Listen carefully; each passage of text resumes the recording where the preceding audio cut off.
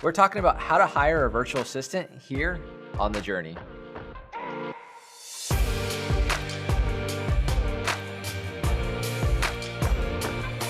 As a busy web professional, you're probably going to get to a point where you probably need to outsource some of your work in order to scale and grow your business, right? You want to be large and in charge and on top of the world. But The hero. The hero, if you will. But you can't be a hero alone. And you might not need to hire someone full time. You might not even have the finances for it. But a virtual assistant or a VA is a great way to do that, where you have someone come in and do things part-time. Because just because you can do this task, that task, every task, doesn't mean that you should do it. Yeah, I know it's super hard to give ownership to someone else that you think you can do it the best, right? And you probably can. But if they can do it to a point where it's at least 80% of the quality of your work, you can now focus on running your business versus working your business. And that's crucial if you want to scale. Delegate, delegate, delegate. Delegate, delegate, delegate. So I know one thing that I struggle with is just deciding, well, how do I know? How do I know I'm ready for a virtual assistant? Do I need one yet? And I think that can be difficult sometimes because, like you mentioned, I want to handle all these tasks because I know how to do it. I feel like I'm going to do the best job. But there are some great examples. I know my friend who's a photographer where she does a lot of the shoot, plans the shoot, does the shoot, does a lot of the editing. But for some of the editing and the retouching, virtual assistant.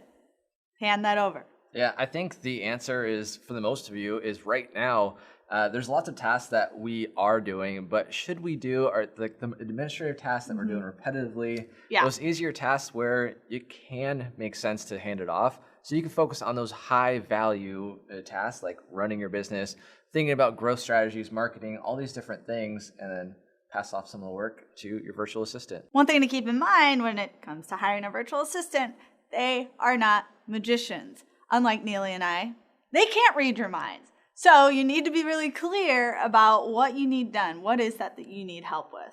Yeah, and so I have a really good friend, Carol, with Radiate WP, and she has a virtual assistant. And she gave me some pro tips when it comes to basically doing just this, the pre-work before actually hiring and using a VA. And that is basically start writing out all the tasks that you do throughout the day. As mundane as it sounds, it helps basically understand where you're spending a lot of your time, where you can kind of divvy up and assign out to that VA. That's a good point. If you notice you're doing a bunch of tasks that are pretty simple, but you're constantly doing it, it's a good chance a VA can do that for you. And like you said, they're not magicians. You have to be very, very specific about the tasks that you give them. Don't just say, set up a dinner reservation in Midtown, New York, right? Around 7 to 8.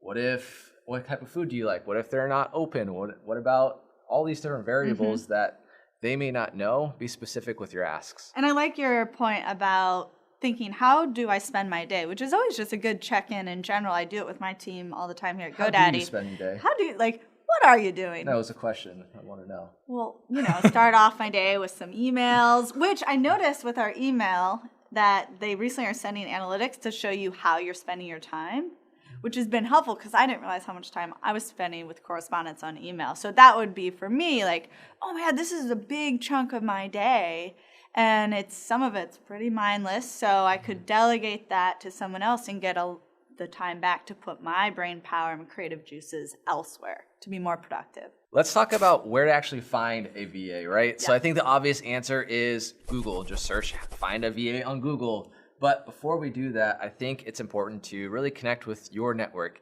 Is there anyone that you know doing this similar work that you can hire right there? There's something that goes a long way with that, like in-person connection. Yes. Really getting your points across versus just hiring online. So if you've exhausted your resources, you've asked around, I asked Neely, didn't work, and therefore no assistant. So I got to go online. You can go to sites like Guru, Upwork, and People by Hour to find a potential VA for you. Yeah, those are awesome sources. iWorker.co is also a fantastic one. They specialize in hiring people in impoverished places around the world that help support better their lives, support their families, help their local economy. If you want to kind of give back and feel better about hiring someone online and also helping out. So now I want to talk about how to narrow down the field. One way to look at this is value your time and value their time. This is both important in order to get to the right candidate.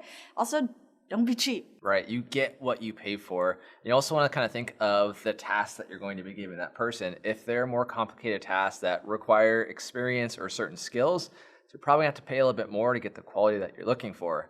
Now, if they're less mundane tasks, that's like checking email or setting up appointments, things like that, you don't need someone as qualified, so that might be a little bit less. But at the end of the day, you get what you pay for. Don't go just for the cheapest option. Go for the one that makes sense for your business. So now you've narrowed down the search, and you're probably wondering, how do I hire this VA?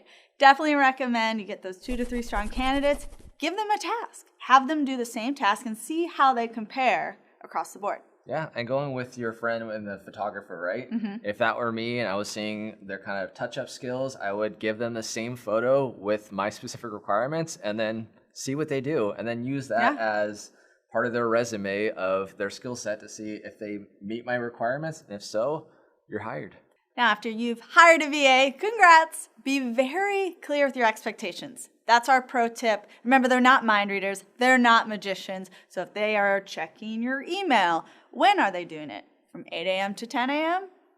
8 a.m. to 9 a.m.? Be really clear about that. This also translates really well in your social life as well. Couple other pro tips. I highly recommend recording little videos, whether it's on basic tasks or things like that, and use loom.com to do it. It's just a quick little browser plugin. That way, instead of just sending them an email or calling them on the phone, they have that to go back and look at if they get stuck or lost, or if you end up getting a new VA, you don't have to start that process all over. And then lastly, if the VA isn't working out, it's just not completing the tasks on time or to your liking, don't be afraid to cut the cord. Nothing's personal, it's just business. There are plenty of other VAs out there, and they may be better suited for a different business owner. All right, you're ready to go hire your VA. I'm super excited for you. You're gonna get so much done and accomplished with your business now. Make sure you like this video and add a comment below if you've ever hired a VA before. Yeah, and ring that bell to be the first to know when another video comes out, and be sure to subscribe to our channel. This is The Journey.